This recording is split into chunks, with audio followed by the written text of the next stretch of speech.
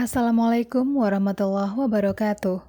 Selamat datang di channel Horor Pinggir Kali. Kali ini ada sebuah cerita horor dengan judul Tak Sengaja Masuk ke Bank Gaib. Bagaimanakah kisah selengkapnya? Kita simak ceritanya berikut ini.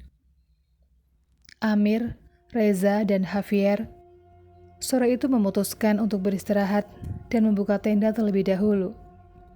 Mereka sedang melakukan penjelajahan di pesisir pantai selatan Jawa, di sebuah kota di tengah Jawa.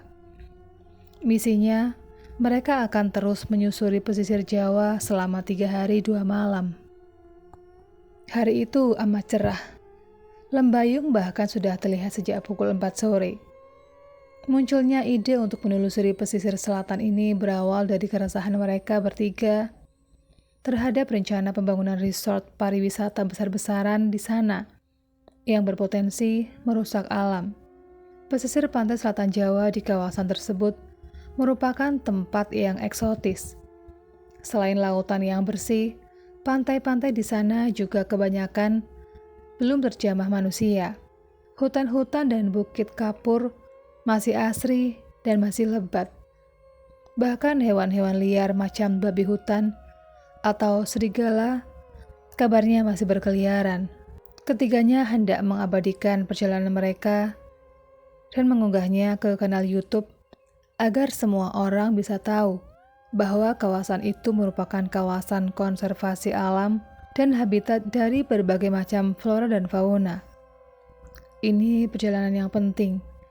Kalau kita tak bergerak, orang-orang tak akan tahu betapa indahnya jika kita menjaga alam. Begitu kata Reza beberapa hari sebelum berangkat. Ketiganya merupakan alumni sebuah unit kegiatan mahasiswa pecinta alam di sebuah kampus di Yogyakarta. Selain karena hobi, mereka jadi bisa mengkampanyekan kebaikan melalui ekspedisi ini. Sore itu Reza sebagai orang yang paling tua memutuskan untuk beristirahat dan membuka tenda. Ia kemudian membagi tugas agar semuanya segera selesai dan mereka bisa beristirahat secepat mungkin. Aku membuka tenda di sini. Amir mencari kayu bakar untuk api unggun, dan Javier cari pemukiman warga terdekat agar kita tahu kemana harus mengevakuasi diri jika ada kejadian tak terduga. Namun untuk Javier, jika selama 1 jam masih belum menemukan pemukiman, segeralah kembali untuk melaporkan. Aku percaya, kau tak akan tersesat. Kau satu-satunya di antara kita yang mengerti betul soal navigasi dan sudah tahu medan. Briefing telah usai. Mereka segera melakukan tugasnya masing-masing agar tidak terlambat. Kalau matahari sudah terbenam, kawasan itu jelas akan sangat gelap gulita dan hewan buas akan membahayakan mereka. Aku akan ke arah timur laut. Ada jalan setapak ke arah sana.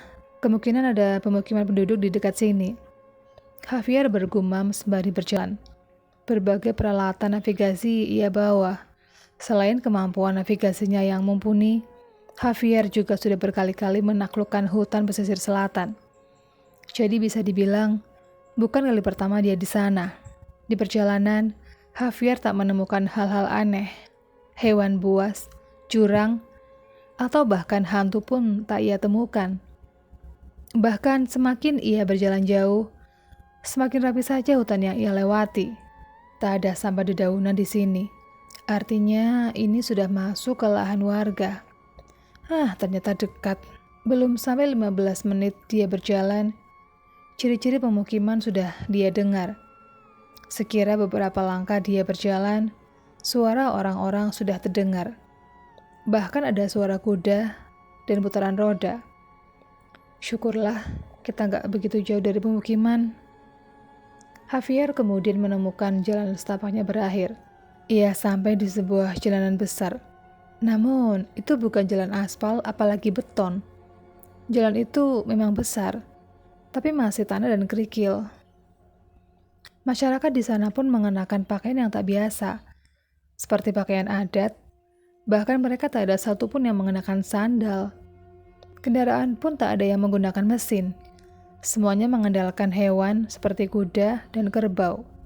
Masuk ke perkampungan itu rasa-rasanya seperti kembali ke ratusan tahun yang lalu. Semuanya tampak kuno dan jauh dari kata modern. Awalnya Javier merasa aneh, tetapi ia punya asumsi sendiri soal itu. Ternyata ada desa adat di sini. Aku baru tahu. Kalau begini, semakin menarik perjalanan kita. Pengusaha-pengusaha di South Ceylon itu akan berhadapan dengan kampung adat ini. Setelah aku berkenalan dengan warga sekitar, aku akan kembali dan mengabarkan kepada Reza dan Amir. Javier kemudian masuk ke kampung tersebut. Tak ada bangunan atau rumah di sana. Yang ada hanya pondokan-pondokan kecil yang dibuat dari bambu dan jerami. Setelah melihat ke sekeliling, ia menemukan satu bangunan yang lebih besar dari yang lainnya. Mungkin itu rumah kepala desa mereka. Lebih baik aku datangi kepala desanya saja agar lebih sopan. Di depan bangunan besar tersebut telah berjaga seorang bertubuh kekar membawa sebuah gada besar. Sepertinya dia yang menjaga bangunan tersebut. Javier kemudian menundukkan kepalanya. Namun si penjaga tak merespon dan hanya diam. Merasa tak nyaman, Javier langsung masuk saja ke dalam bangunan itu. Betapa kagetnya Javier ketika melihat di dalamnya bukanlah sebuah rumah, melainkan mirip bank modern. Ada loket teller, ada bangku-bangku antrian, orang-orang tampak sibuk. Javier lalu bertanya kepada seseorang yang duduk di sana. Permisi tuan, kalau boleh tahu ini bangunan apa ya? Oh, ini bank dek. Adik mau menabung, silahkan menunggu ya. Jelas saja Javier kaget bercampur kagum. Ada sebuah desa adat yang punya sistem keuangan modern. Sungguh berita besar untuk teman-temannya dan akan menjadi konten menarik jika dimasukkan ke dalam YouTube. Sial, aku lupa. Ini hampir 1 jam. Aku harus kembali dan mengabarkan berita besar ini kepada teman-temanku. Secepat kilat, dia kembali ke titik perkemahan mereka. Tak butuh waktu lama bagi Javier untuk kembali karena memang tidak begitu jauh. Ia tinggal mengikuti tanda jalan yang telah ia pasang saat berangkat. Namun, betapa kagetnya Javier saat sampai di tempat perkemahannya. Ami dan Reza tak ada di sana. Bahkan tenda dan semua perangkat penjelajahannya juga tak ada di tempat. Kemana mereka? Apakah aku ditinggalkan? Atau mungkinkah mereka dirampok? Sial, aku harus buru-buru pergi. Sepertinya di sini berbahaya. Buru-buru Javier berjalan ke arah jalur kembali. Ia bahkan sesekali berlari agar tak terlambat malam. Javier harus segera sampai di loket tiket kala ia pertama datang agar terhindar dari bahaya. Aku takut rampok. Semoga tak terjadi apa-apa dengan mereka. Hampir berjam-jam ia berlari. Akhirnya Javier sampai di loket tiket. Namun ia merasa agak aneh karena loket tiket yang ia datangi tadi pagi telah banyak berubah. Catnya saja sudah berubah. Bahkan ada bangunan warung yang tampak baru. Masa iya secepat ini melakukan renovasi? Javier buru-buru menghampiri penjaga loket dan menanyakan kemana perginya Reza dan Amir.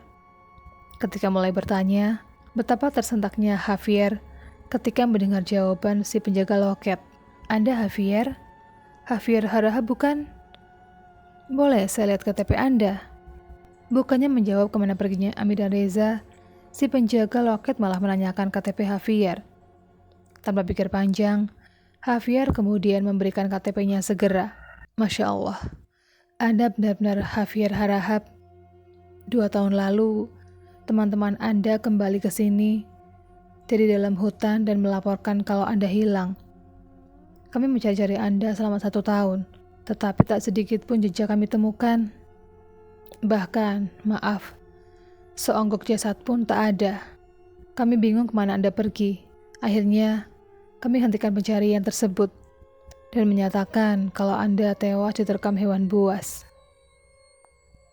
Seketika tubuh Javier lemas.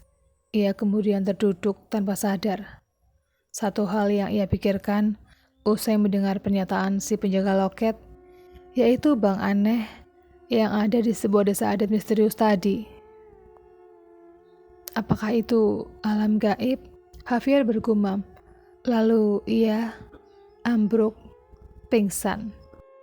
Nah, demikianlah cerita kali ini, di mana ada seorang pemuda yang tanpa sengaja masuk ke dalam bank gaib. Sekian dulu video kali ini, jumpa lagi di video berikutnya. Assalamualaikum warahmatullahi wabarakatuh. Jangan lupa subscribe.